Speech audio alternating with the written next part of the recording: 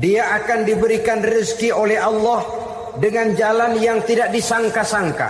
Rezekinya datang dengan cara yang tidak disangka-sangka.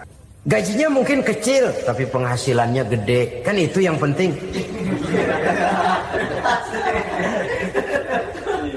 Gaji dan penghasilan kan lain tuh. Boleh jadi gaji kecil, asal penghasilan gede, kan nikmat hidup itu. Nah, penghasilan ini ada yang bisa kita perkirakan. Bisa kita perkirakan. Misalnya gaji itu tadi. Kalau saya kerja, gaji saya begini. Ada rezeki yang masuk min haitsu la yahtasib. Tidak kita sangka-sangka. Tidak kita duga-duga. Tahu-tahu ada saja rezeki. Datang orang bawa persoalan yang mendatangkan hasil. Sebab rezeki, jodoh, maut memang seperti bayangan. Kita uber-uber dia lari, kita diem dia diem. Kan gemesin itu. Bayang-bayang itu begitu. Kita kejar, dia lari. Rezeki juga begitu. Kita diem, dia diem. Setengah mati yang namanya rezeki kita cari, kita uber. Ngobek sampai ratusan bohong kita kerjain.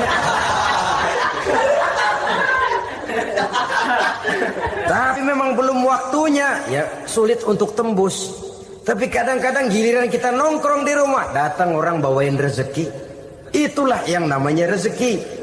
Tapi ini untuk orang yang bertakwa. Kalau tidak punya kredibilitas takwa, jangan lalu pakai ayat ini.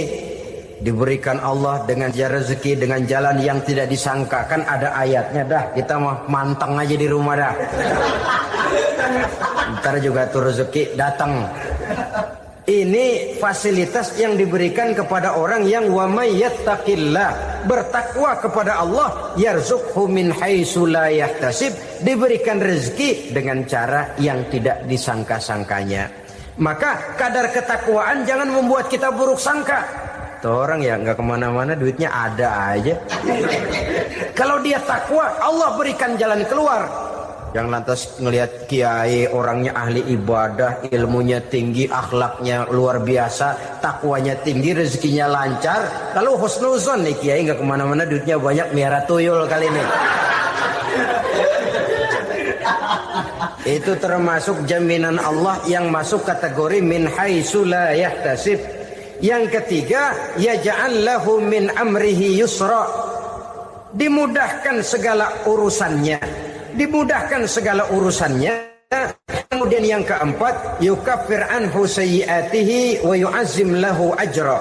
Diampuni segala kesalahannya dan dibesarkan pahala kebaikan yang dikerjakannya.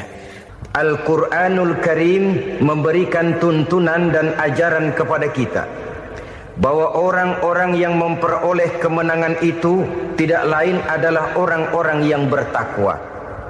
Hanyalah mereka yang bertakwa kepada Allah Subhanahu wa ta'ala pada akhirnya akan tampil sebagai pemenang. Lalu siapa orang yang bertakwa itu? Dijelaskan dalam awal-awal Al-Baqarah. Orang yang bertakwa yang akan meraih kemenangan, pertama, allazina yu'minuna bil ghaib, yaitu orang-orang yang beriman kepada yang gaib. Percaya bahwa ada alam yang gaib, alam yang abstrak, alam yang tidak bisa dijangkau oleh salah satu daripada panca indera kita.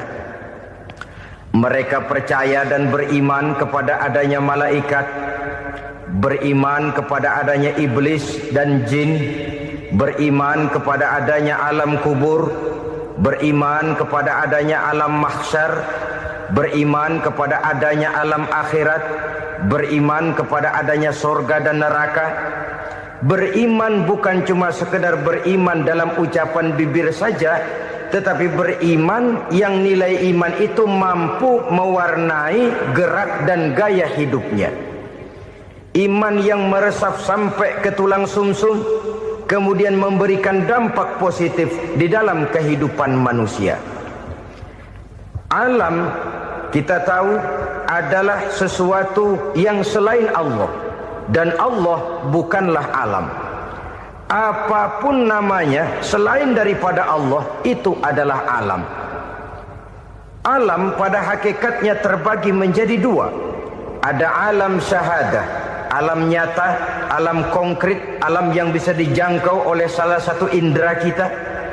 Kemudian ada alam ghaib, alam yang tidak bisa dijangkau oleh panca indera kita, alam metafisika, alam abstrak, alam yang wajib kita imani keberadaannya. Kita percaya bahwa malaikat itu ada, kita percaya kepada jin, bahwa jin itu ada, kita percaya kepada adanya iblis dan setan. Bukan percaya kepada iblis dan setannya, percaya bahwa iblis dan setan itu ada. Itu termasuk salah satu daripada sifat orang yang bertakwa kepada Allah. Saudara-saudara kaum muslimin rahimakumullah, kecenderungan pembangunan yang lebih bersifat materialistis biasanya menggeser aspek kehidupan rohani. Orang berpikir empiri, dan dalam pola pikir yang demikian maka alam gaib tidak lagi mendapat perhatian. Aspek kehidupan yang bersifat rohaniah malah mulai ditinggalkan. Akibatnya terjadilah kepincangan di dalam kehidupan kita. Pernah ada satu pengalaman pribadi dalam perjalanan kembali ke tanah air. Dalam pesawat di sebelah kanan saya duduklah seorang Jerman namanya Heiner Simonsen. Iseng saya ajak kenalan, saya ajak ngobrol, saya tanya dia. Saya bilang, Mas Heiner ini, kalau pesawat yang kita tumpangi ini jatuh ke bawah, kira-kira apa yang bakal terjadi, Mas? Dia bilang, kita semua akan mati. Begitu? Iya. Oke. Apa itu mati? Tanya saya. Dia bilang, untuk tahu apa itu mati, kita harus tahu lebih dahulu apa itu hidup. Saya pikir nih bule bisa ngomong juga. Baiklah kata saya. Apa hidup menurut Anda itu? Oh, hidup itu dia bilang, kalau seluruh anggota badan kita bekerja secara normal, paru-paru memompa darah secara normal, jantung berdetak secara normal, sel-sel tubuh bekerja secara fit, dan organisme tubuh hanya mau bekerja secara normal, dia bilang, kalau kita memberi makan yang cukup, menu yang teratur, dan gizi yang lengkap. Saya bilang, kesimpulannya apa, Ner? Dia jawab, hidup adalah dari tangan ke mulut. Life is from the hand to the mouth, kata dia. Hidup adalah dari tangan ke mulut. Jadi masalah hidup tidak lebih daripada masalah isi perut. Orang pergi pagi, pulang sore, peras keringat, banting tulang, perut yang dibelain. Saya bilang, you are wrong. Sampean salah, Ner. Kamu orang Islam bukan? Bukan. Pantas. Kenapa saya salah? Dia bilang. Ya jelas salah. Salahnya di mana? Kamu ini manusia. Kalau hidup cuma dari tangan ke mulut, saya bilang, kambing di kampung saya juga begitu pikirannya, Ner. Itu kambing di kampung saya, asal perutnya kenyang, sudah hidup dia. Perkara besok bagaimana, lusa prospeknya macam mana, bulan depan ada apa, kambing nggak pernah mikir. Di kampung saya kambing juga pikirannya begitu.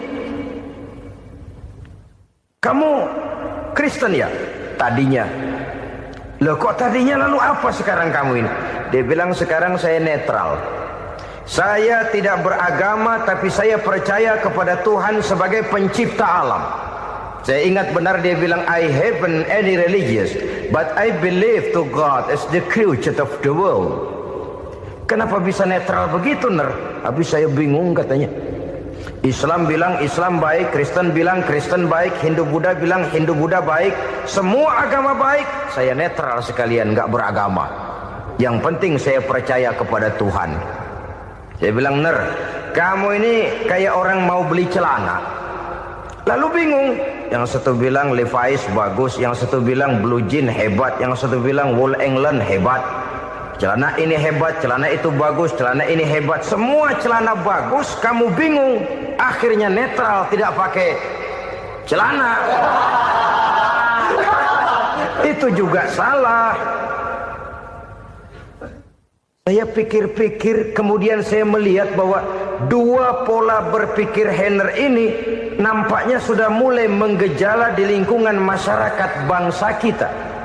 Disadari atau tidak, secara jujur kita harus berkata, dua pola pemikiran Henner ini mulai berkembang di tengah masyarakat bangsa kita.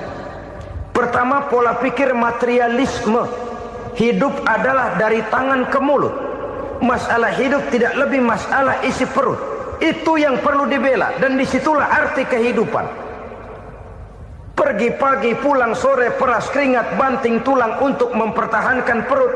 Kalau sudah kemari cara orang berpikir, maka buat apa percaya kepada yang gaib? Untuk apa sholat? Untuk apa puasa? Untuk apa zakat? Untuk apa menghadiri majelis taklim? Tanpa kepercayaan kepada yang gaib, hidup berjalan menurut alur empiris dan materialis. Kalau sudah ke sana cara orang berpikir, biasanya orang lalu cenderung menghalalkan segala cara. Hanyalah orang yang percaya bahwa akhirat ada. Hanyalah orang yang percaya bahwa alam kubur itu ada. Hanyalah orang yang percaya bahwa malaikat itu ada, hidupnya akan lebih terarah dan terkendali. Karena kepercayaan kepada yang gaib, yang merupakan fase daripada kehidupan setelah hidup yang sekarang ini, mewarnai gerak pribadi seseorang di dalam dia melakukan kegiatan hidupnya. Pola berpikir materialisme, disadari atau tidak, mulai menggejala di lingkungan masyarakat bangsa kita. Hidup tidak lebih dari urusan tangan ke mulut, mulut ke tangan, tangan ke mulut. Asal perut sudah kenyang, hiduplah sudah. Perkara bagaimana prospek hari yang akan datang, bagaimana akhirat, tidak jadi persoalan. Ini yang oleh Nabi diperingatkan, ad-dunya sijnul mu'min wa jannatul kafir. Dunia adalah penjara bagi orang beriman dan surga bagi orang kafir. Dulu di zaman Belanda hadis ini pernah disalah tafsirkan, disalah artikan, digunakan sebagai senjata untuk mengkebiri dan membuat impoten umat Islam. Sudahlah umat Islam gak usah macam-macam, kata Belanda. Dunia ini kan penjara buat orang Islam, surga buat orang kafir. Di penjara jangan bertingkah.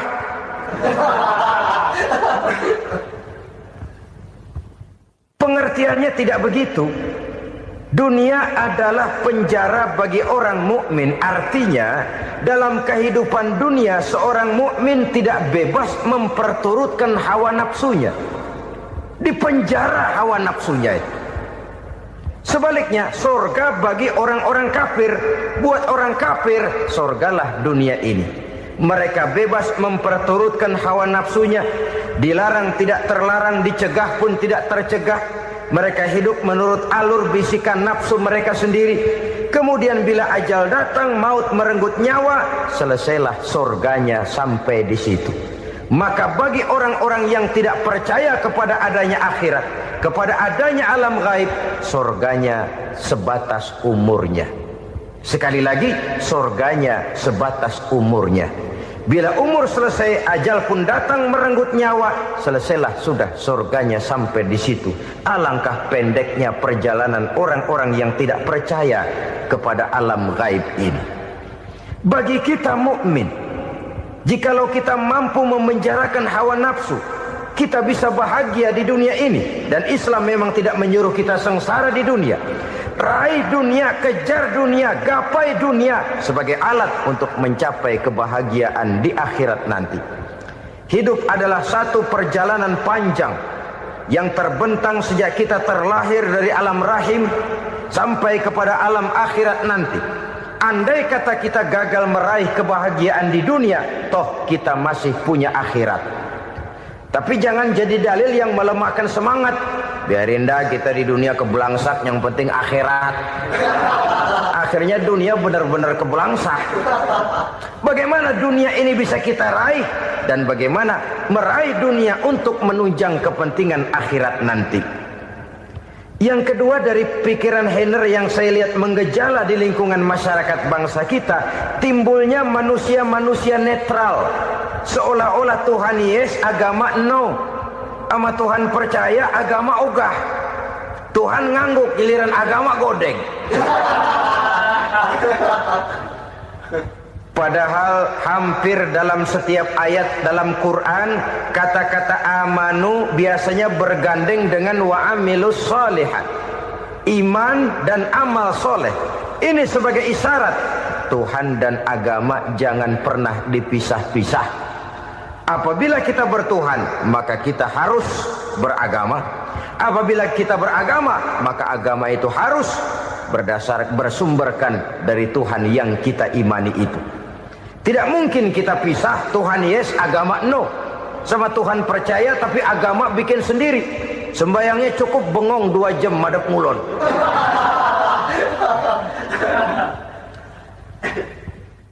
Saudara-saudara kaum muslimin rahimakumullah.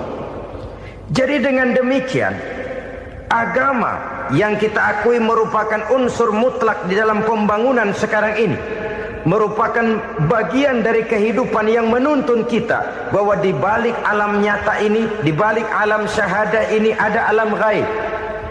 Dan mudabbir, murabbi, yang mengatur, yang menguasai, yang memelihara baik dia alam nyata, baik dia alam ghaib, tidak lain adalah Allah Subhanahu wa taala. Di sana ada satu super power, satu maha kekuatan yang kita perlu bersandar kepadanya. Sebagai makhluk nyata yang hidup di alam nyata, berbuatlah secara nyata sebagaimana harusnya kita berbuat. Karena Islam jelas bukan agamanya orang pemalas. Islam jelas bukan agamanya orang yang mengajarkan setelah selesai sholat boleh duduk, nggelenggem ayam-ayam, ndelohom, menghitung bintang di langit sambil menunggu keajaiban. Tidak. Islam adalah agama yang mengajarkan apabila sholat sudah selesai kamu kerjakan, bertebaranlah di permukaan bumi, cari karunia Tuhanmu. Jangan hidup berpangku tangan menunggu keajaiban. Karena hidup bukan undian. Jangan berharap untung besar tanpa mau peras keringat. Tapi di sebalik itu toh kita juga harus yakin bahwa di sisi usaha nyata yang kita lakukan ada satu super power, satu maha kekuatan gaib yang menentukan berhasil dan tidaknya usaha kita. Kepercayaan kepada hal semacam inilah yang mendorong kita untuk mempunyai sandaran vertikal, agar jikalau usaha ini berhasil, kita tidak lupa diri dan lupa daratan. Jikalau usaha ini gagal, kita tidak putus asa dan buruk sangka, tidak cupik pandangan dan sempit hati, tapi mampu melihat persoalan dengan kacamata putih sambil husnuzon kepada Allah Subhanahu wa ta'ala. Kita percaya malaikat itu ada. Ada yang namanya raqib dan atid, mengawasi gerak hidup kita sampai kepada gerak hati kita. Ini memberikan sugesti agar kita berhati-hati. Tidak sejengkal tanah pun kita bisa berlindung dari pengawasan raqib dan atid. Ada munkar nakir yang akan menyoal kita di alam kubur. Ada malaikat Malik, penjaga neraka. Ada malaikat Ridwan yang menjaga surga. Kita percaya kepada adanya jin. Kita percaya kepada adanya setan, iblis. Percaya kepada adanya, bukan mempercayai si setan, si iblis lalu menjadikannya sebagai teman. Tidak. Percaya bahwa mereka itu ada dan merupakan makhluk Allah yang gaib yang diciptakan Allah Azza wa Jalla. Kepercayaan kepada alam gaib memberikan motivasi terhadap gerak lahir manusia, sehingga dengan motivasi kepercayaan kepada yang gaib, gerak lahir jadi lebih terarah, jadi lebih terpelihara. Pernah seseorang bertanya, "Pak, apakah adanya akhirat bisa dibuktikan secara ilmiah?" Saya bilang tidak bisa, tidak bisa. Kenapa? Karena yang berangkat nggak pernah pulang kemari lagi. Kalau dia pulang kemari bisa kita tanya bagaimana enak di sono. Cuma secara moral saya katakan, lebih beruntung orang yang percaya kepada akhirat daripada yang tidak. Sekarang saudara percaya akhirat ada, lalu saudara baik-baik di dunia, sholat, puasa, zakat, menolong orang lain, menebarkan kebajikan. Saudara mati, andai kata akhirat tidak ada, toh dalam hidup saudara sudah berbuat baik, paling tidak nama saudara akan dikenang sebagai orang baik.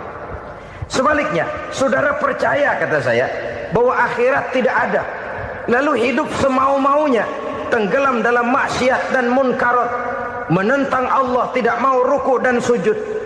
Lalu saudara mati, kemudian akhirat ada. Ayo, mau apa? Bekal tidak punya. Jadi secara moral lebih beruntung orang yang percaya kepada adanya akhirat daripada yang tidak percaya. Dan itu alam gaib yang tidak bisa dibuktikan secara eksat. Jangankan untuk membuktikan seperti itu, dalam kehidupan sehari-hari saja yang kita rasakan tidak selalu berbentuk toh. Angin, bagaimana sih bentuknya angin? Kita tidak tahu. Merah, buktinya kalau dikerok merah. Yang merah itu kulit, yang kulit kita bukan anginnya. Sakit, rasa sakit itu ada, tapi bagaimana bentuk sakit kita nggak pernah tahu.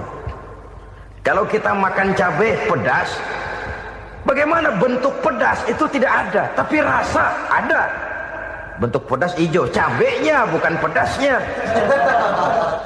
Tidak semua yang kita rasakan bisa kita gambarkan dalam bentuk yang konkret. Oleh karena itu, sekali lagi bahwa kepercayaan kepada alam yang gaib mampu memberikan satu sugesti yang menata kehidupan seseorang lebih lurus, lebih terarah, dan lebih terkendali. Maka wajar kalau kepercayaan kepada yang gaib mengantarkan seseorang untuk meraih kemenangan. Kenapa? Dia percaya kepada yang gaib, bahwa akhirat ada, bahwa alam kubur ada, bahwa pertanggungan jawab itu ada. Maka dia lalu tidak hidup saenae udele dewe gitu loh. Tidak hidup menurut seleranya sendiri, terarah, teratur. Ini cirinya yang pertama. Orang bertakwa yang akan meraih kemenangan, mereka beriman, mereka percaya kepada yang gaib. Bahkan hal-hal konkret saja selalu berangkat dari yang gaib. Saudara-saudara, para remaja, para pemuda sekarang ini tidak pernah tahu toh siapa yang akan jadi teman hidup saudara. Kita bisa saja ngerancang, mentargetkan, tapi toh akhirnya yang namanya jodoh bukan kekuasaan kita. Rezeki di luar kemampuan kita. Begitu juga ajal, maut, jodoh, ajal adalah contoh-contoh konkret bahwa pada akhirnya yang gaiblah yang menentukan. Bertahun-tahun ngelancong, emang jodoh seret, nggak jadi.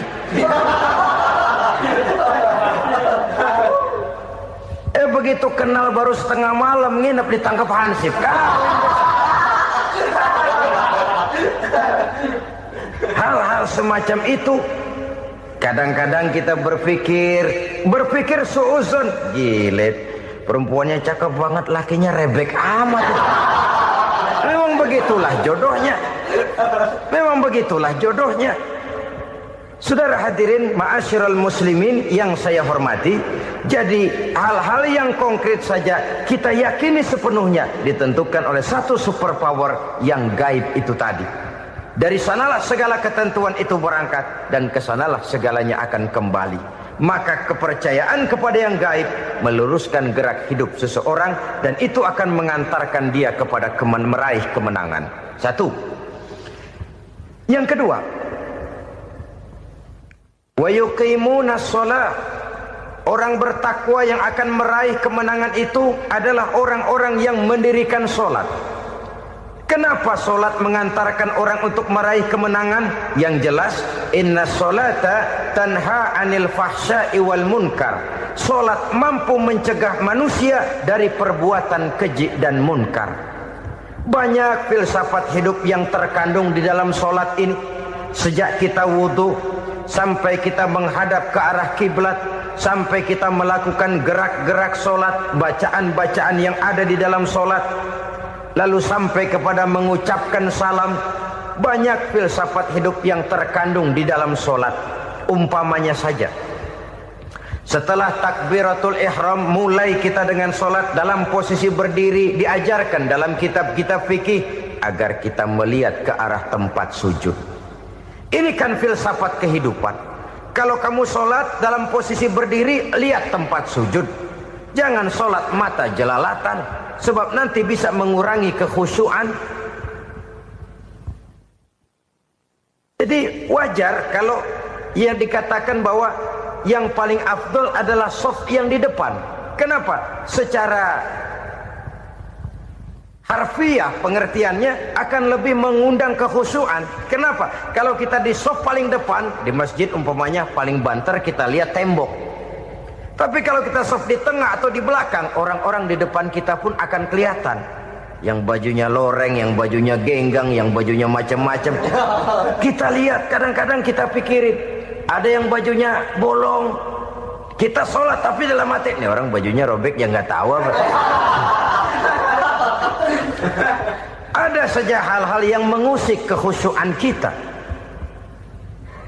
Oleh sebab itu diajarkan dalam posisi berdiri, lihat, arahkan pandangan matamu kepada tempat sujud. Ini kan filsafat kehidupan. Maksudnya apa? Kalau lagi diri, lihat dong tempat sujud. Kalau udah di atas, ingat dong sama yang bawah. Kalau sudah tinggi, ingat dong dari mana kamu berangkat. Kalau sudah berkuasa, bantu dong yang lemah. Kalau sudah kaya, santuni dong yang miskin. Kalau sudah alim, bimbing dong yang awam. Ini filsafat kehidupan. Dalam posisi berdiri, kau lihat tempat sujud. Ini akan melahirkan kepekaan sosial, di mana seseorang mau tahu kepada orang lainnya. Bagaimanapun kaya kita, tinggi pangkat dan jabatan kita, jikalau hidup hanya untuk kepentingan perut sendiri saja, rasanya belum membawa manfaat di dalam kehidupan kita. Tapi efek yang tertinggi sesungguhnya, solat mencegah manusia dari perbuatan keji dan munkar. Perbuatan keji dan munkar, walaupun kelihatannya mendatangkan uang, membawa keuntungan, tapi itu keuntungan semu, keuntungan sementara. Dengan menipu orang lain kita bisa dapat untung, tapi tidak membawa berkah. Dan itu adalah kerugian besar dalam kehidupan kita. Maka untuk meraih kemenangan, harus dimulai dengan membentuk kepribadian yang tegar, memiliki sandaran vertikal yang langsung kepada Allah Subhanahu wa ta'ala. Dan itu hanya bisa kita tempuh melalui jalur ibadah formal yang sudah ditentukan Allah, yakni solat yang 5 waktu. Untuk memperkuat itu, ada solat-solat sunnah, rawatib, nawafil, sebagai terminal-terminal kontrol cadangan untuk memelihara stabilitas temperatur batin di dalam kita berhubungan dengan zat yang maha gaib, yaitu Allah Subhanahu wa ta'ala. Orang sering bertanya, Pak, itu tetangga saya nggak sholat, duitnya nggak habis-habis, Pak. Nggak sholat tapi mobilnya tambah terus. Nggak sholat tapi usahanya makin maju. Tapi di sisi lain ada orang yang rajin sholat, rezekinya butak bener. Anaknya mana kurus, mana korengan. Saudara hadirin ma'asyiral muslimin rahimakumullah. Harus saya katakan bahwa solat memang bukan untuk cari duit.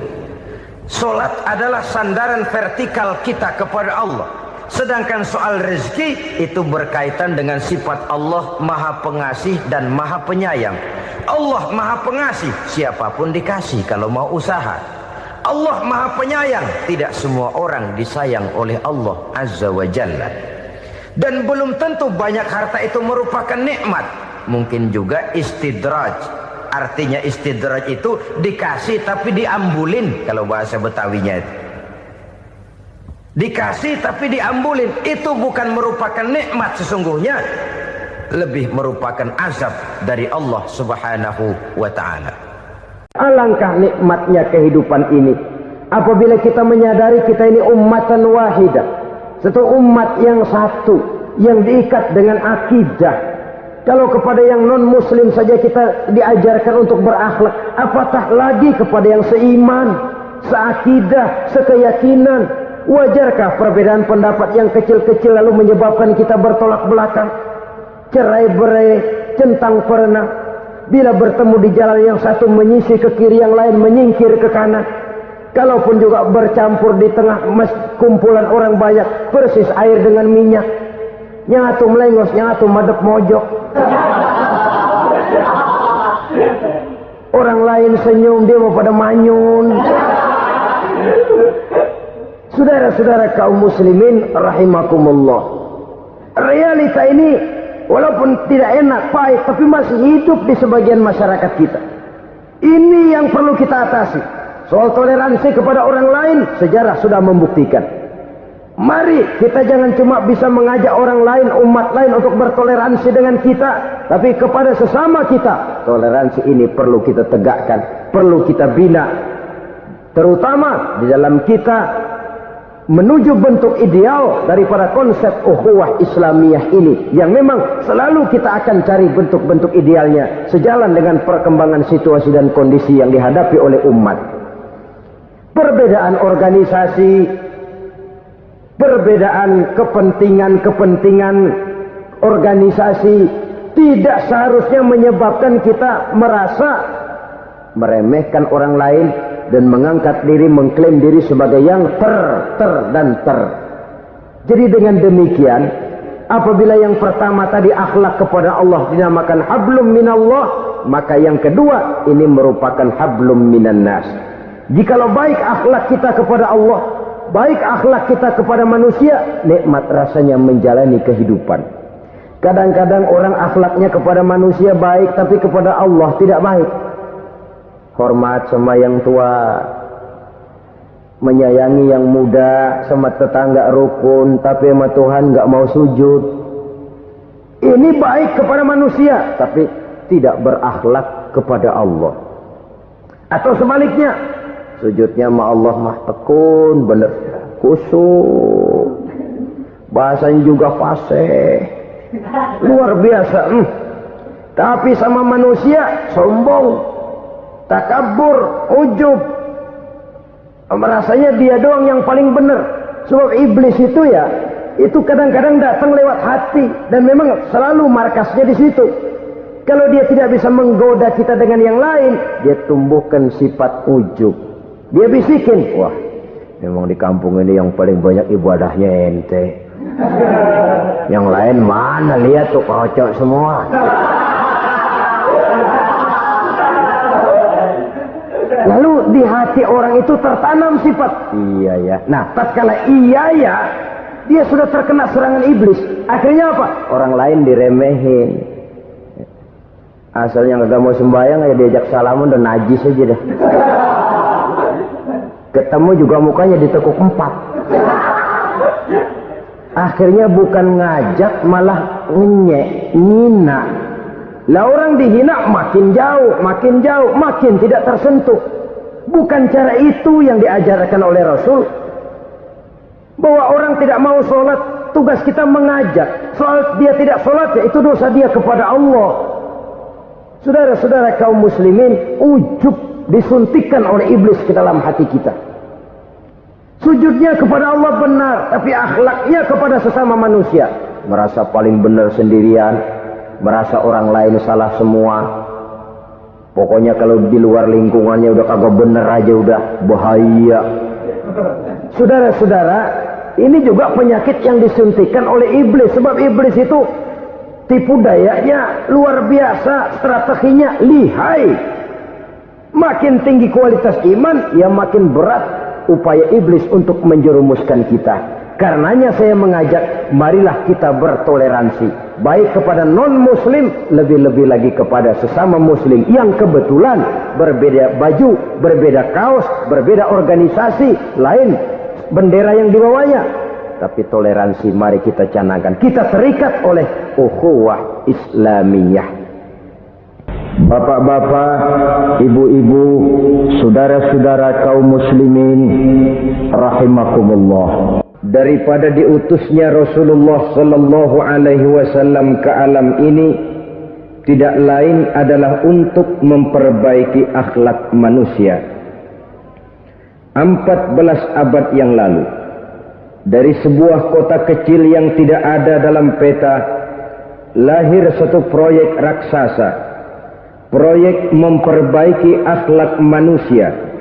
Di tengah-tengah dunia pada ketika itu, Eropa masih biadab, Afrika belum dikenal orang, Asia sungguh sangat terbelakang, dan semenanjung Arabia dari berbagai aspek kehidupannya dikenal sebagai masyarakat jahiliyah. 13 tahun pertama dari perjuangan selama periode Mekah, apa yang dilakukan oleh baginda Rasul tidak lain adalah memperbaiki akhlak manusia kepada Allah Subhanahu wa taala dengan menanamkan roh, jiwa dan semangat tauhid. Kita tahu bahwa masyarakat jahiliyah menyembah batu, menyembah patung, menyembah berhala yang mereka buat sesuai dengan kekayaannya masing-masing. 360 berhala di sekeliling Ka'bah merupakan bukti nyata dari sesembahan mereka. Yang kaya membuat berhala dari emas lalu disembah, yang setengah kaya bikin patung dari perak lalu disembah, yang hampir miskin bikin Tuhan dari kayu lalu disembah, yang miskin benar tepung terigu diadonin lalu dibentuk seperti wujud seseorang kemudian disembah. Dan apabila selesai nyembah perutnya terasa lapar, Tuhannya habis dipretelin. Sepanjang sejarah kemanusiaan cuma masyarakat jahiliyah saja yang sampai makan Tuhan. Sesadis-sadisnya bangsa Indonesia belum pernah sampai makan Tuhan. Maka menghadapi manusia seperti ini, yang pertama dilaksanakan oleh Rasul memperbaiki akhlak mereka kepada Allah, menanamkan la ilaha illallah, bahwa tidak ada Tuhan yang perlu disembah selain daripada Allah Subhanahu wa taala. Ini hakikatnya merupakan inti daripada ajaran rasul-rasul terdahulu. Kenapa? Seluruh rasul bersumber dari satu sumber yang sama, yaitu dari Allah Subhanahu wa taala. Maka prinsip ajaran ketuhanan yang mereka bawa tentu saja sama. Nabi Adam mengajarkan la ilaha illallah, Nabi Nuh mengajarkan la ilaha illallah, cuma tentu sambungannya Nuh Rasulullah. Nabi Ibrahim mengajarkan la ilaha illallah, Ibrahim Rasulullah. Nabi Musa mengajarkan la ilaha illallah, Musa Rasulullah. Bahkan Nabi Isa mengajarkan la ilaha illallah, Isa Rasulullah. Dan Nabi Muhammad mengajarkan la ilaha illallah, Muhammadur Rasulullah. Akhlak manusia kepada Allah dengan menanamkan tauhid. Jadi kalau ingin berakhlak yang benar kepada Allah, jaga tauhid, pegang teguh akidah. Saudara-saudara kaum muslimin rahimakumullah, lawan daripada tauhid adalah kufur. Kufur bisa dua, bisa kufur iman, bisa kufur nikmat. Kufur itu sifatnya, kafir itu orangnya. Ada orang kufur iman, dan ini merusak akhlak kepada Allah Subhanahu wa taala. Kufur iman itu kadang-kadang bentuknya syirik, orangnya disebut musyrik.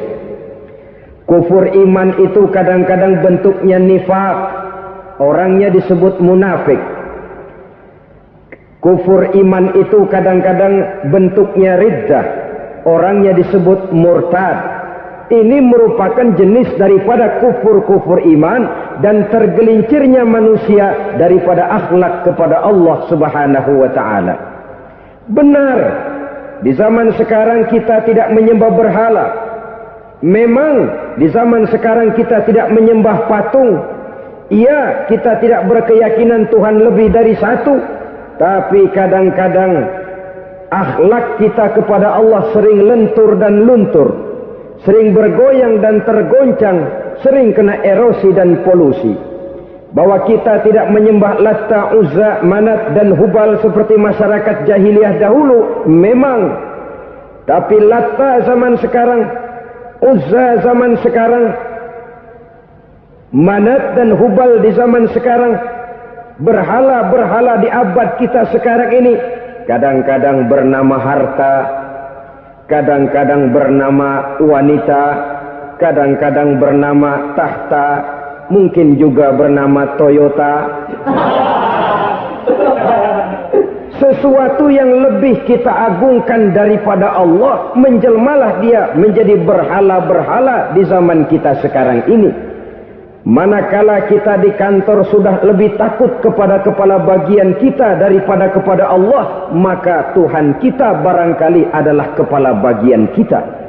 Manakala kita sudah lebih takut kepada manusia daripada kepada Allah, bergeserlah akhlak kita kepada Allah, mengagungkan manusia dan menomorduakan Allah. Maka di zaman sekarang akhlak kita kepada Allah sering kena erosi, sering kena polusi. Mungkin karena sulitnya lapangan kerja, tingginya tensi ekonomi, persaingan hidup yang makin tajam, sulitnya mencari lapangan kerja, orang kadang-kadang nekat, sedikit pertimbangan, picik pandangan, mudah melakukan potong kompas, sehingga terjadilah perbuatan-perbuatan yang memelencengkan akhlak kita kepada Allah Subhanahu wa ta'ala. Kadang-kadang terjebak mempercayai selain daripada Allah. Kadang-kadang terjebak di dalam mengagungkan yang selain daripada Allah lebih dari yang seharusnya. Terkenalah akhlak kita kepada Allah jaringan-jaringan erosi dan polusi. Kufur sebagai lawanan daripada tauhid merupakan sifat daripada orang yang tidak berakhlak kepada Allah. Bentuknya pertama bisa syirik. Syirik itu artinya meyakini ada Tuhan lain selain daripada Allah. Itu yang namanya syirik. Jadi percaya Tuhan ada, cuman Tuhannya kelebihan. Itu yang disebut syirik, dan itu merupakan cerminan dari akhlak yang rusak kepada Allah Subhanahu wa ta'ala. Berkeyakinan Tuhan lebih dari satu, berkeyakinan bahwa Tuhan itu beranak atau diperanakkan, atau mengagungkan sesuatu sama dengan Allah, atau menjadikan yang selain Allah sebagai tujuan akhir daripada perjalanan kehidupan ini, maka itu sudah terjebak kita dalam musyrik. Dan syirik satu dosa yang tidak berampun. Bahasa kasarnya, yang namanya syirik itu jenis bapak moyangnya dosa.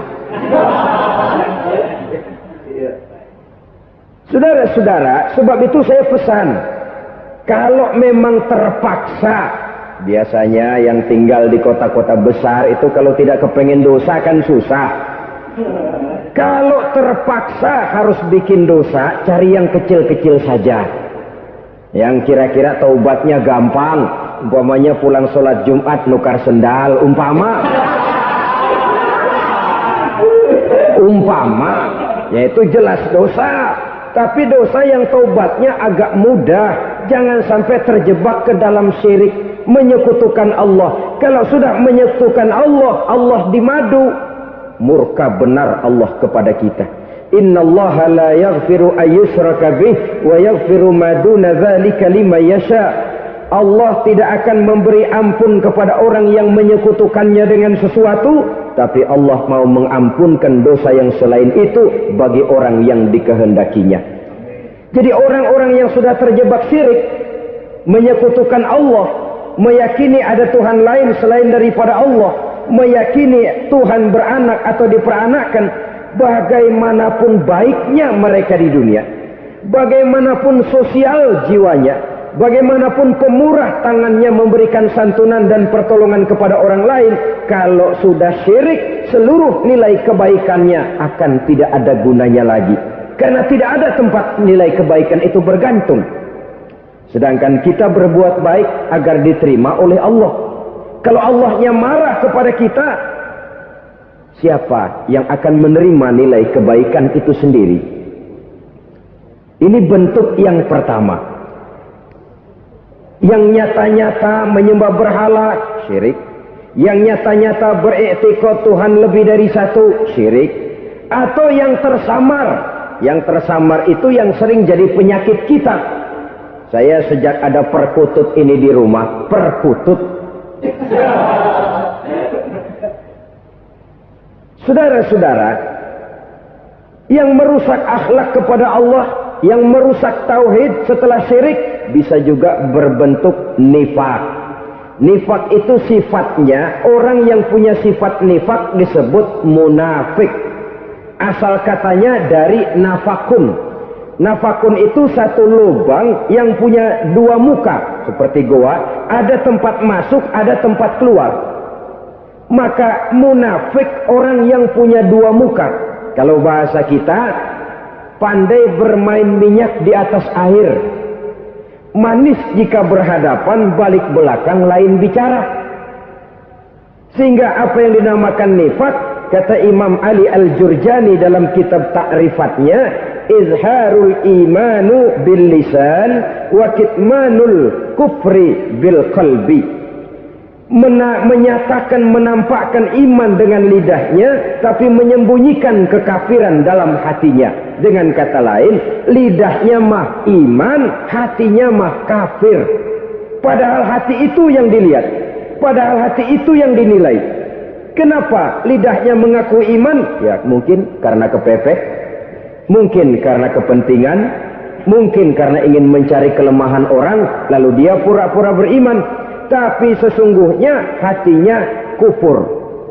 Ini merupakan penyakit munafik.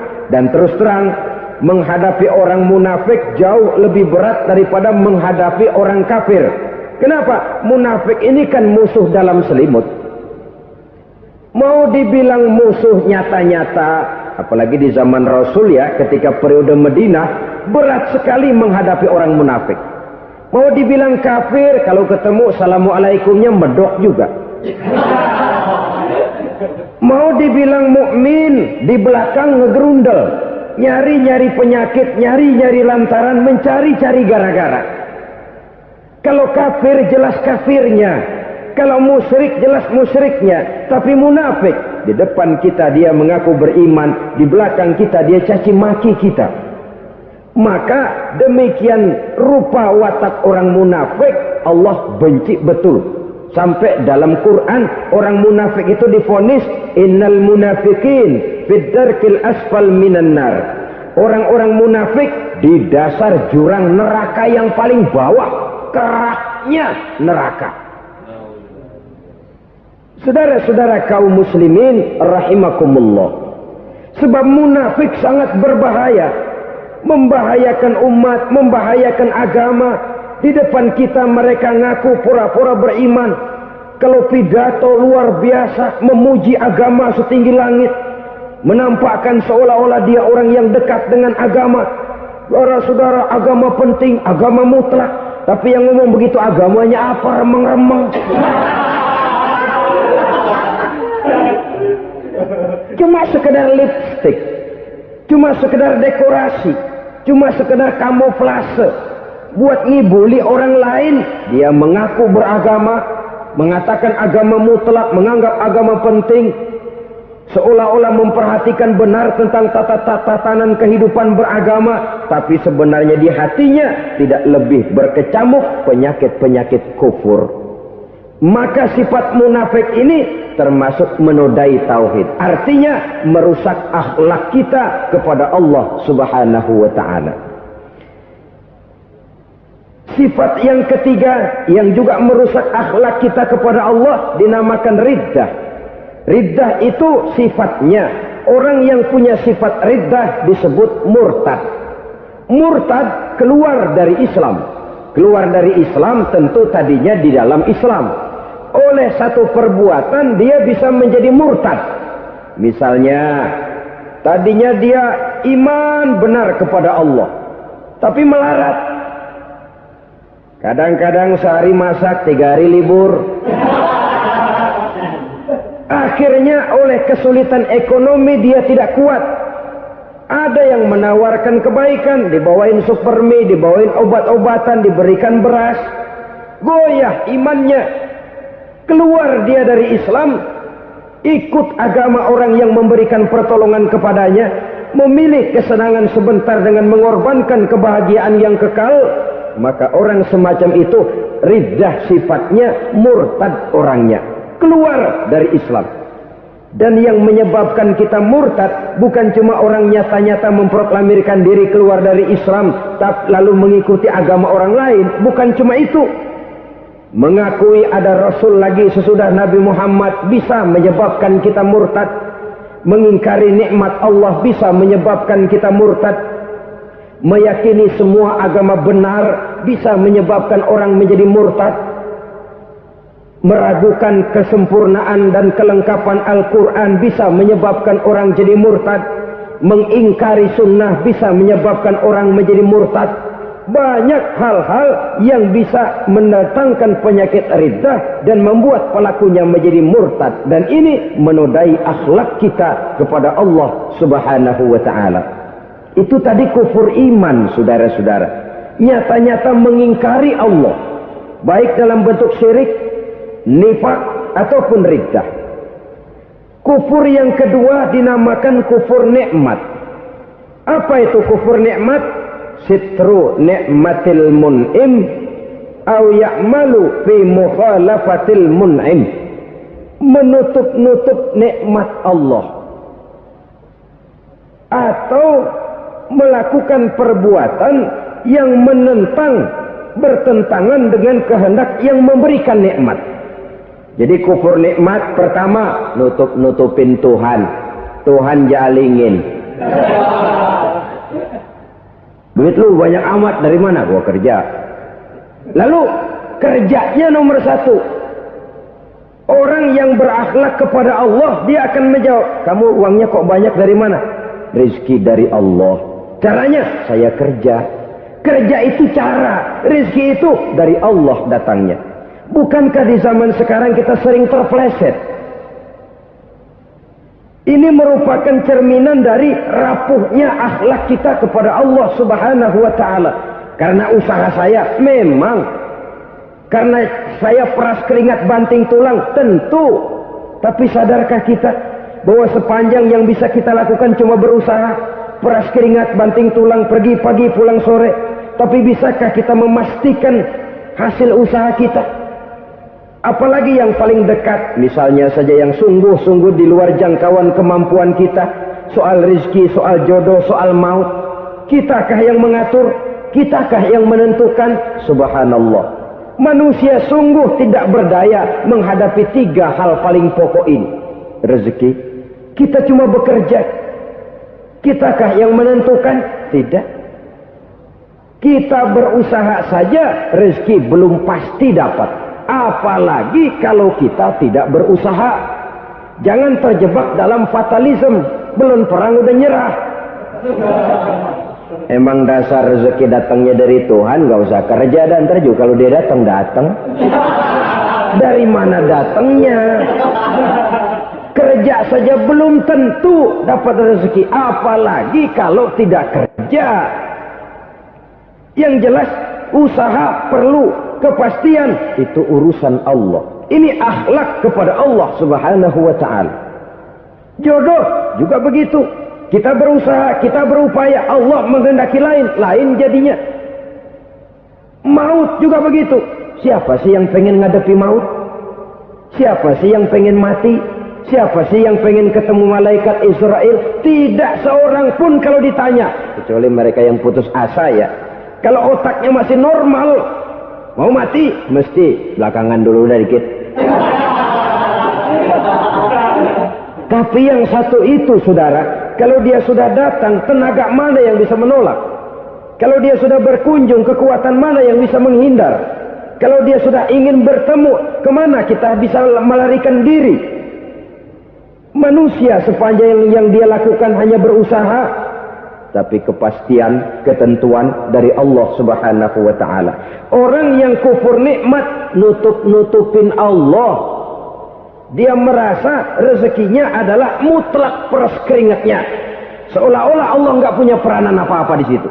Oh, ini kan saya bisa rumah begini karena saya kerja keras. Oh, ini mobil saya begini saya kerja keras. Peras keringat banting tulang keras.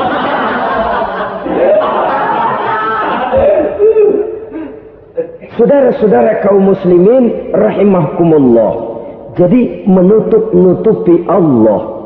Akibatnya nanti kalau dia berhasil, Allah ketutupan.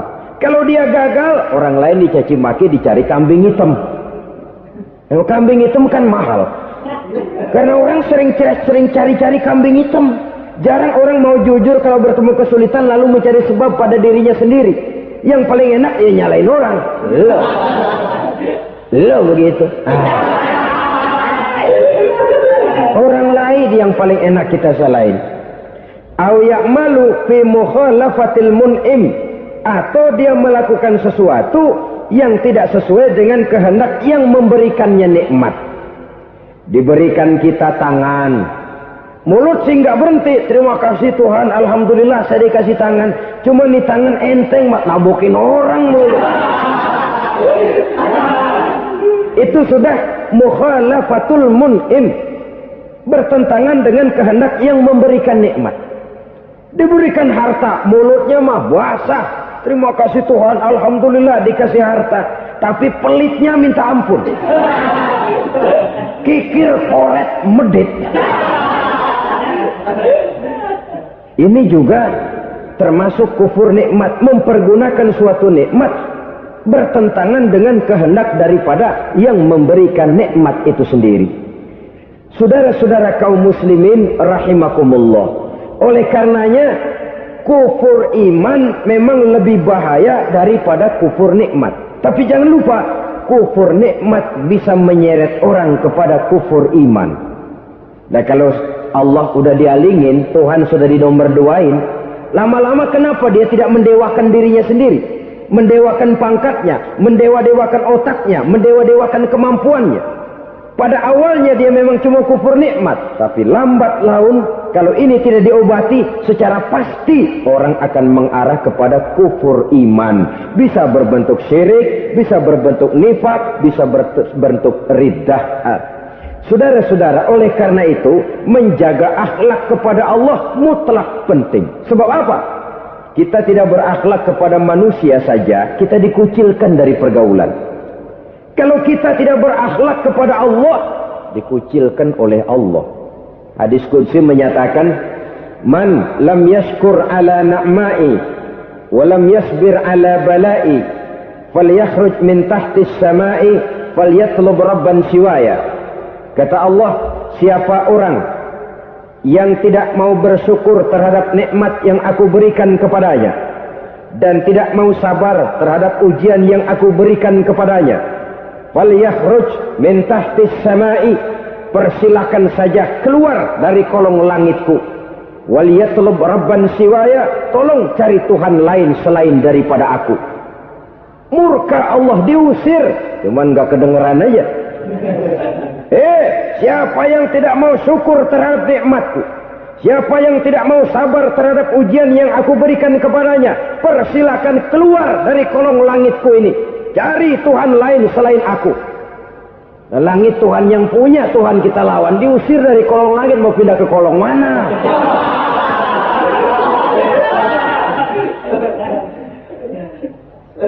Jadi jangan merasa kufur nikmat kan enteng. Iya, kelihatannya begitu, tidak sebahaya kufur iman. Tapi kufur nikmat ini merupakan anak tangga yang kalau kita sudah mulai naik, kita akan naik terus sampai kepada tingkat di mana kita mengalami kufur iman. Kalau sudah ke sana, maka akhlak kita kepada Allah terkenalah erosi, terkena polusi, hancur akhlak kepada Allah, dan itulah sumber kesengsaraan abadi. Kalau cuma kita tidak berakhlak kepada manusia, barangkali resikonya cuma kehidupan di dunia ini. Mungkin juga ada kehidupan akhirat. Tapi kalau sudah tidak berakhlak kepada Allah, dunia akhirat kita rugi dan celaka. Maka pada kesempatan ini saya mengajak, marilah jaga baik-baik akhlak kita kepada Allah. Satu kali kita bertauhid, sampai mati kita bertauhid. Satu kali la ilaha illallah, jangan tergelincir lagi kita keluar daripada kalimat itu. Satu kali kita bertuhankan Allah, jangan bertuhan yang lain selain daripada Allah. Jangan sekutukan Allah, jangan samakan Allah dengan sesuatu, jangan mengangkat yang lain sama agungnya dengan Allah. Sebab dengan demikian kita seolah-olah sudah mengotori akhlak kita kepada Allah Subhanahu wa ta'ala. Ini berat, saudara-saudara. Ini tidak ringan. Kadang-kadang saya katakan tadi, masalah ekonomi. Kadang-kadang persaingan hidup yang makin tajam, di tengah lapangan kerja yang makin sulit, di tengah orang banyak potong kompas.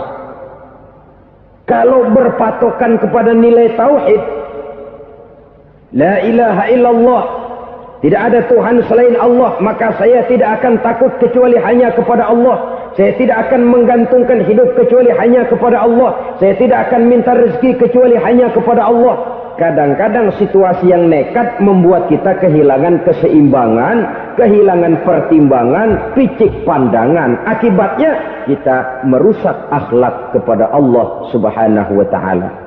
Ironinya kan orang sekarang kalau ditanya, lu nyolong ya? Iya. Kok berani? Emang. Lu nggak tahu Tuhan lihat? Tahu. Kok nyolong juga? Biarin. Kalau Tuhan melihat jaga ribut. Enggak ribut katanya. Kalau orang lihat, 2 orang saja tahu, geger kelurahan. Ini kan sudah mendustai dirinya sendiri, sudah merusak akhlaknya kepada Allah Subhanahu wa ta'ala. Tuhan enggak ribut katanya.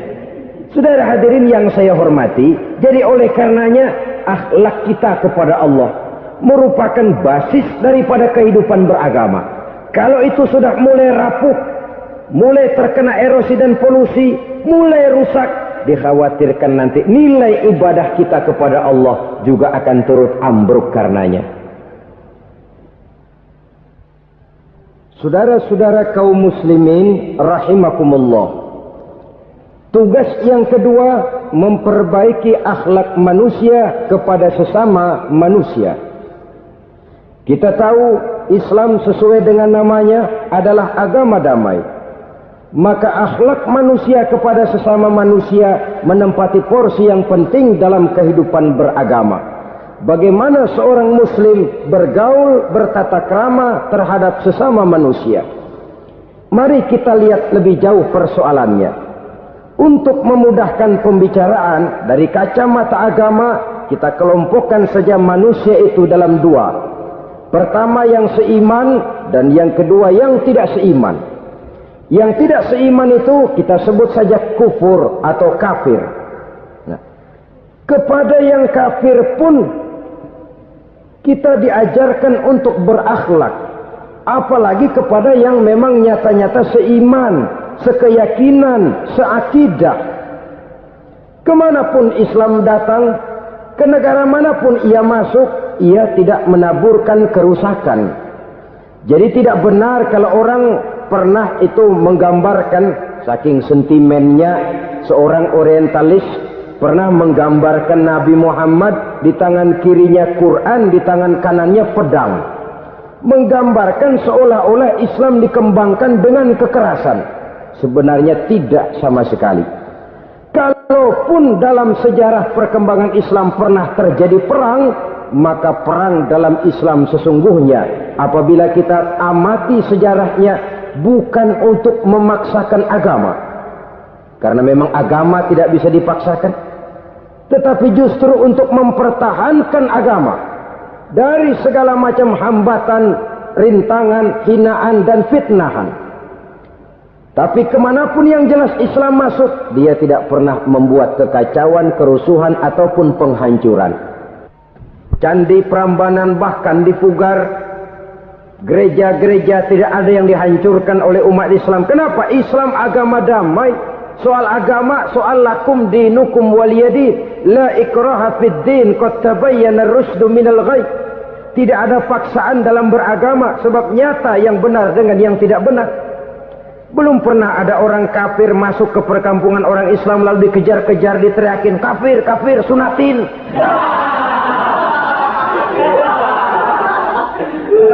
Belum pernah. Kenapa? Islam menghormati orang lain agama. Nah, yang kafir ini macam-macam, saudara. Ada kafir harbi. Nah, ini kafir kerok. Ini kafir yang nyata-nyata memproklamirkan permusuhan kepada umat Islam. Nyata-nyata mengganggu ketenangan umat Islam. Kafir yang seperti ini yang boleh diperangi. Misalnya kita mau sembahyang Jumat dijagain, nggak boleh sembahyang Jumat, getok palanya. Kafir harbi artinya tantangan perang datang dari mereka, bukan kita yang mulai, mereka yang buka front.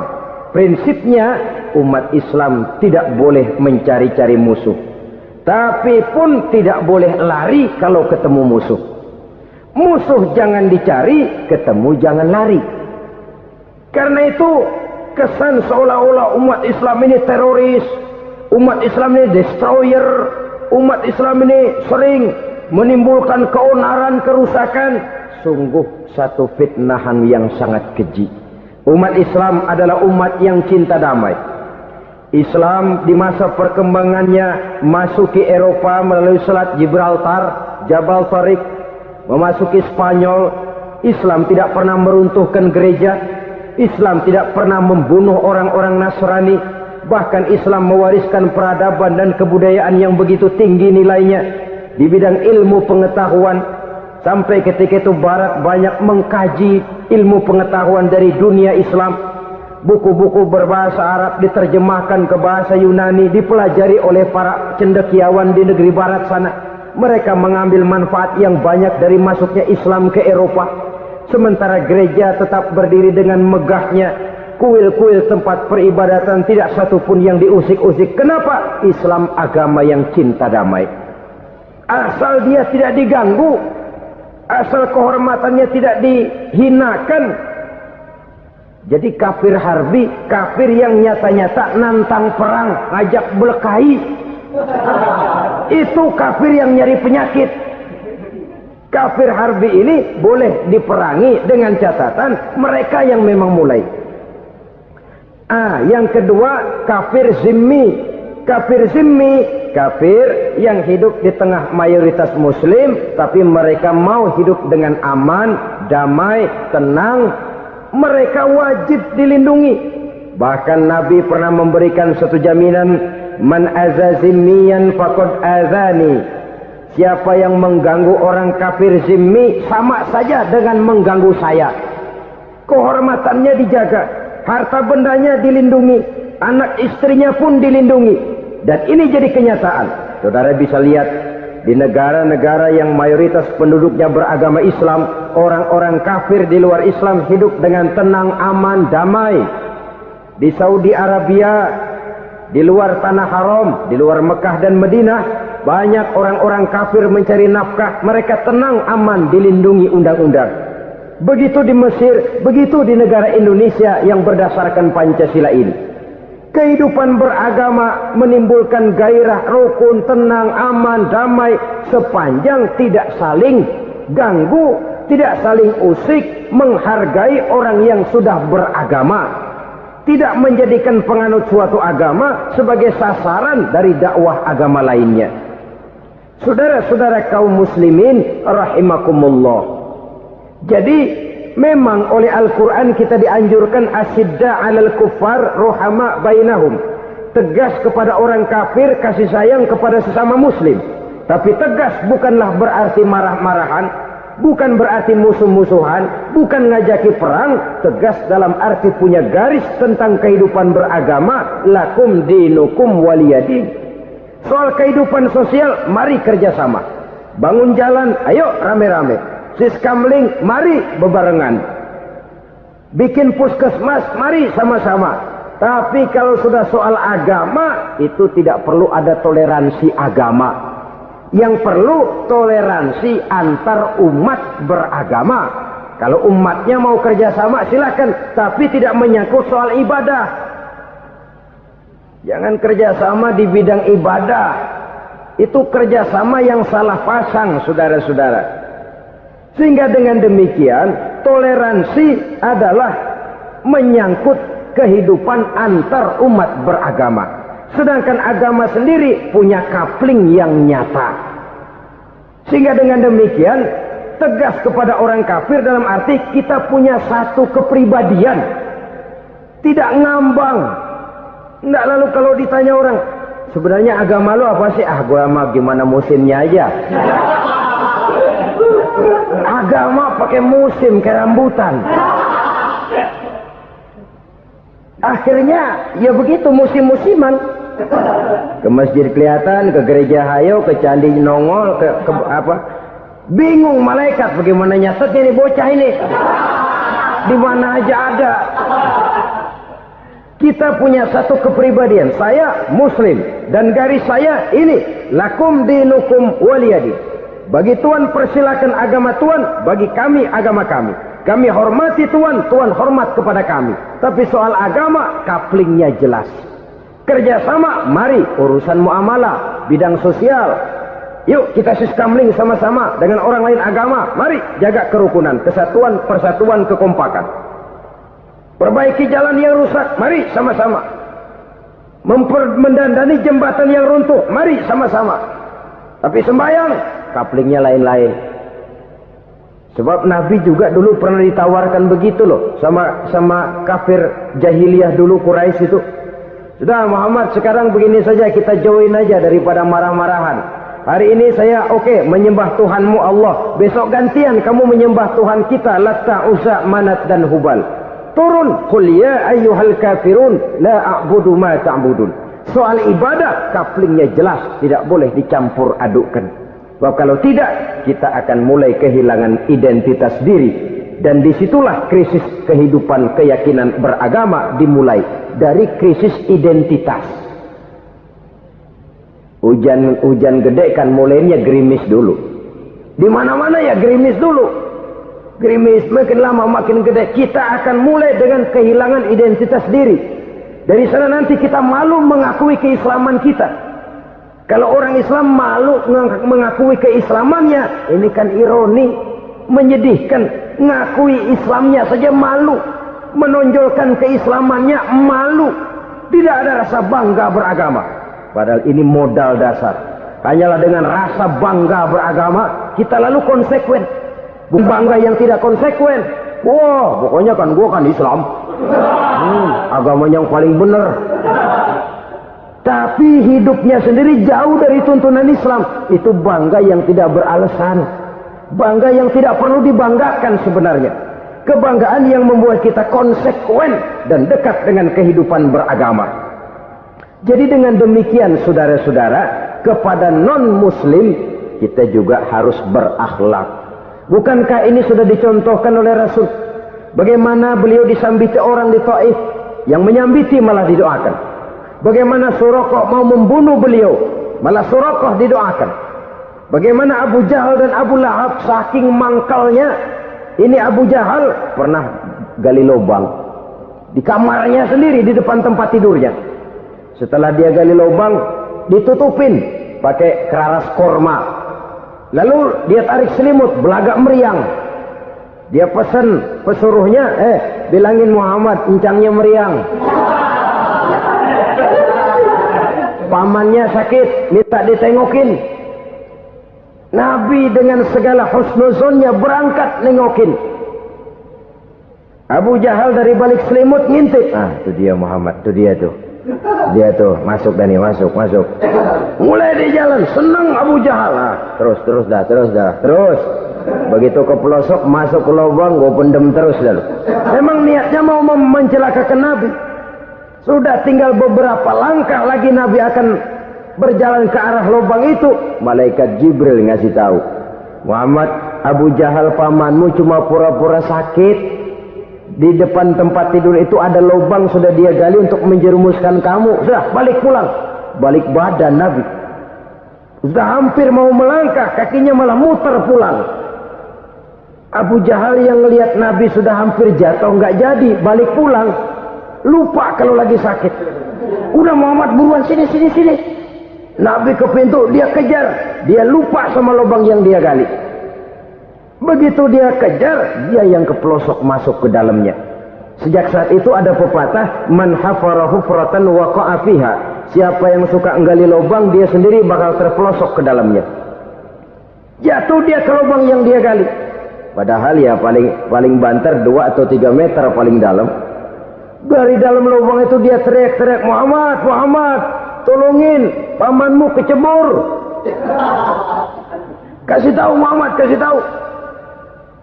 Datang lagi lah pesuruhnya, Muhammad, pamanmu Abu Jahal kecebur, minta tolong diangkatin. Sudah diulur tambang, habis sambung lagi, nggak bisa sampai. Masa iya, cuma kamu yang bisa nolong. Apa yang dilakukan Nabi? Balik mau nolongin. Akhlak. Kita kalau ada orang gali lubang buat nyeburin kita, dia sendiri yang kecebur. Gua kagak lemin loh. Mati sekalian dah. Nabi mah enggak, balik nolongin tuh Abu Jahal. Kenapa paman kecebur? Iya Muhammad, tolong, tambang udah diulur-ulur, sambung-sambung nggak sampai. Aduh kasihan paman, nih pegang tangan saya. Nabi cuma ulurin tangan, nyampe dipegang oleh Abu Jahal. Diangkat ke atas. Nyampe atas, apa kata Abu Jahal? Tambang bergulung-gulung nggak nyampe, kamu cuma pakai tangan doang kok bisa Muhammad, hebat banget sihirmu. Mukjizat dia bilang sihir, udah ditolongin nyelak lagi, kan yang enak kita injak palanya. Orang dulu bilang wah katanya nolongin anjing kejepit. Udah selesai ditolongin malah yang nolong digigit. Saudara hadirin yang saya hormati, kepada orang-orang kafir kita harus berakhlak, menghormati mereka. Tidak memaksakan satu keyakinan dalam batas-batas yang ditolerir oleh agama, yaitu pada masalah-masalah sosial dan muamalah. Itu kepada non-muslim. Apalagi kepada sesama muslim. Baik akhlak kepada orang tua, akhlak kepada guru, akhlak kepada jiran atau tetangga, itu semua termasuk dalam akhlak kepada sesama manusia. Akhlak kita kepada orang tua, kadang-kadang kita orang timur ini ketularan orang barat. Engkongnya dianggap CS. Salaman main kedet aja halokong. Engkongnya berhalo di bengong. Saudara-saudara kaum muslimin rahimakumullah, akhlak yang tua kepada yang muda, akhlak yang muda kepada yang tua, kepada jiran dan tetangga, kepada sanak famili dan handai tolan, pendeknya kepada sesama muslim. Tetangga ada haknya. Ada hak tetangga yang kalau kita berakhlak itu harus dipenuhi. Contoh kecil, kalau saya beli radio, itu saya dong boleh berpikir, ini radio saya beli pakai uang saya setel di rumah saya, sekeras-kerasnya ada apa sama orang lain? Radio gua, yang beli gua pakai duit gua, gue setel di rumah gue, ada urusan apa sama orang lain? Itu kalau menurut saya. Tapi tetangga sebelah saya kan bisa juga ngomong begitu. Mata gue, yang ngantuk gue tidur di rumah gue, kenapa suara radio lu masuk kemari? Ketika itulah lalu kebebasan saya nyetel radio dibatasi oleh kebebasan tetangga saya yang mau tidur. Ini sudah akhlak namanya. Umpamanya lagi ada Nabi ajarkan, iza tobakhta maraqatan fa'akthir ma'aha wa ta'ahad jiranaka. Kalau kamu masak sayur, banyakin kuahnya, bagiin tetangga kamu. Bukan bagiannya itu yang jadi soal, tapi akhlak kepada tetangga. Udah tahu tetangganya kelaparan, diseksa, goreng ikan asin, se-RW baunya ngayap, kembang kempis orang nungguin. Saudara hadirin ma'asyiral muslimin rahimakumullah, Jadi dengan demikian, kalau sudah kembali kepada orang-orang yang nilai imannya sama dengan kita, apapun organisasinya, apapun baju yang mereka pakai, kaos yang mereka pakai, jaket yang mereka pakai, kalau sudah seakidah, seiman, jaga akhlak kita. Pendapat boleh berbeda, kaos boleh tidak sama, jaket boleh beraneka warna, bendera boleh beragam-ragam, tapi ukhuwah Islamiyah ini utamakan. Adalah lebih baik mencari persamaan dalam kehidupan dan bukan memperbesar perbedaan. Hanyalah dengan mengembangkan nilai-nilai akhlak semacam ini, toleransi tidak hanya diperlukan kepada yang non-muslim, kepada sesama muslim pun toleransi. Artinya apa? Jangan memponis amalan orang lain. Yang usolli, yang tidak usolli, berjalanlah menurut keyakinannya masing-masing. Jangan lalu memponis, itu namanya nggak toleransi. Kamu nggak pakai usolli ya? Enggak. Brengsek. Kamu pakai usolli ya? Iya. Bid'ah. Lah dua-duanya kagak yang benar. Kalau yang sembahyang kagak benar, bagaimana yang kagak sembahyang? Apa itu yang benar? Toleransi, setuju dengan perbedaan pendapat, jangan memponis amalan orang lain. Karena kita hanya beramal, hak menerima adalah Allah Subhanahu wa ta'ala. Jangan sebentar-bentar mencap bid'ah dolalah, finnar, neraka. Kayaknya neraka kapling orang tuanya kali. Gampang bener masukin orang ke neraka. Kita kadang-kadang bisa toleransi dengan orang luar, tapi kepada sesama muslim toleransi tidak sanggup kita adakan. Mengklaim merasa kita yang benar, orang lain salah semua, itu tidak toleransi namanya. Mentang-mentang jadi ustadz, nih satu-satunya ustadz di sini ya, semuanya mesti ngaji kemari. Kalau nggak ngaji kemari, Islamnya kurang tapi benar. Toleransi. Saudara-saudara kaum muslimin rahimakumullah, lapang dada menghargai orang yang berbeda pendapat, apalagi kalau perbedaan pendapat itu menyangkut hal-hal yang tidak prinsipil, menyangkut hal-hal yang sekunder dalam kehidupan beragama, menyangkut masalah-masalah yang dalam bahasa fikih disebut soal-soal furu'iyah. Tidak usah menyebabkan kita bersih tegang. Kepala sama hitam pendapat boleh berbeda dan halal. Bahkan Nabi mengatakan ikhtilafu ummati rahmatun. Perbedaan pendapat di kalangan umatku bahkan menjadi rahmah, sepanjang perbedaan pendapat itu diiringi dengan rasa toleransi. Tapi kalau sudah main baku hantam, main klaim, memponis orang lain, akhirnya timbullah keretakan.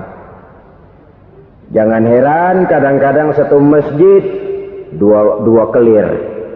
Ya soal kelir boleh kelar-kelir, boleh kelar-kelir, tapi kalau harus terlalu mencolok menyebabkan timbulnya keretakan, saya kira yang akan turun bukan lagi rahmah tapi bala. Bala akan menimpa kita, jatuh kita menjadi umat yang lemah. Oleh karena di antara kita sendiri, sesama kita tidak pandai bertoleransi, tidak lapang dada. Ada anak muda kelihatannya mau majuan dikit, yang tua curiga. Nah, kalau dia maju pasaran gua bangkrut dong nih. Lalu ditekan tuh anak ditekan melejit.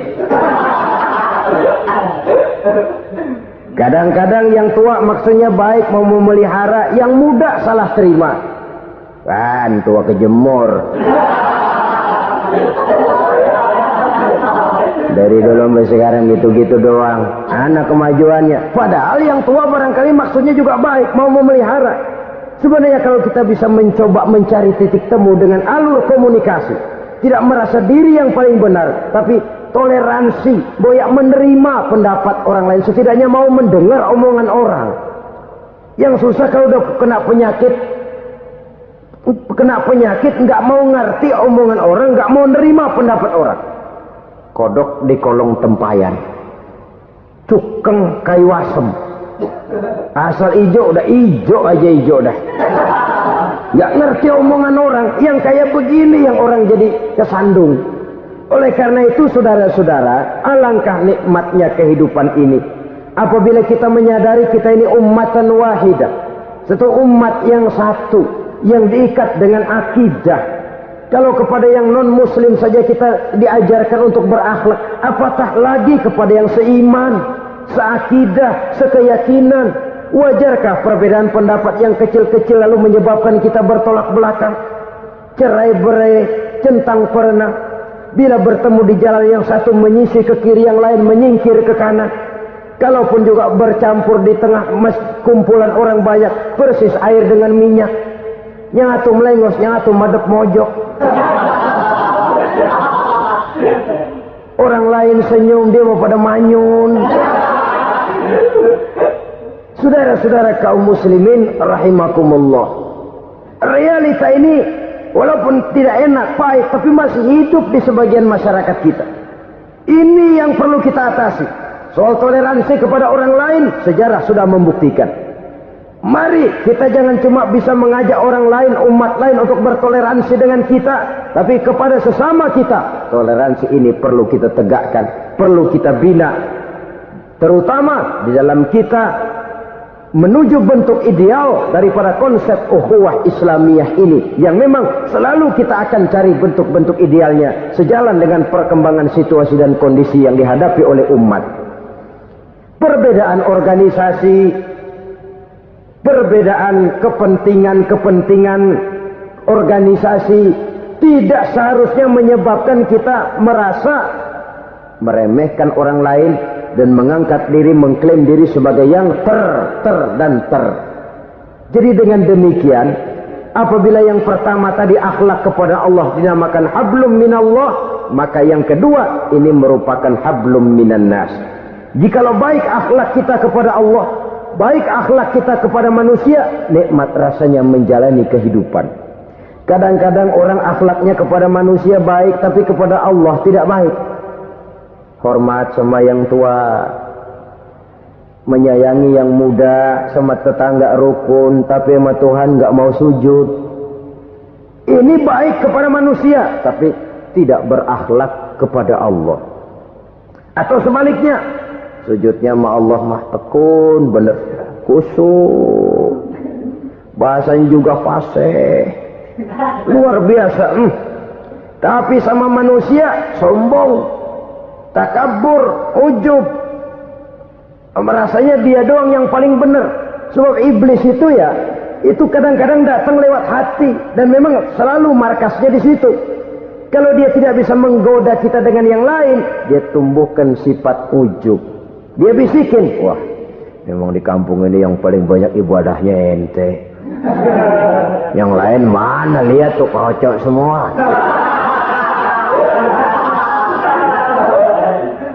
Lalu di hati orang itu tertanam sifat iya ya. Nah, tatkala iya ya, dia sudah terkena serangan iblis. Akhirnya apa? Orang lain diremehin. Asalnya nggak mau sembahyang, ya diajak salaman dan najis aja dah. Ketemu juga mukanya ditekuk 4. Akhirnya bukan ngajak, malah ngenyek, ngina. Lah orang dihina makin jauh, makin tidak tersentuh. Bukan cara itu yang diajarkan oleh Rasul. Bahwa orang tidak mau sholat, tugas kita mengajak. Soal dia tidak sholat, ya itu dosa dia kepada Allah. Saudara-saudara kaum muslimin, ujub disuntikkan oleh iblis ke dalam hati kita. Sujudnya kepada Allah benar, tapi akhlaknya kepada sesama manusia merasa paling benar sendirian, merasa orang lain salah semua. Pokoknya kalau di luar lingkungannya udah kagak bener aja udah bahaya. Saudara-saudara, ini juga penyakit yang disuntikkan oleh iblis. Sebab iblis itu tipu dayanya luar biasa, strateginya lihai. Makin tinggi kualitas iman, ya makin berat upaya iblis untuk menjerumuskan kita. Karenanya saya mengajak, marilah kita bertoleransi, baik kepada non-muslim, lebih-lebih lagi kepada sesama muslim yang kebetulan berbeda baju, berbeda kaos, berbeda organisasi, lain bendera yang dibawanya. tapi toleransi mari kita canangkan. Kita terikat oleh ukhuwah Islamiyah.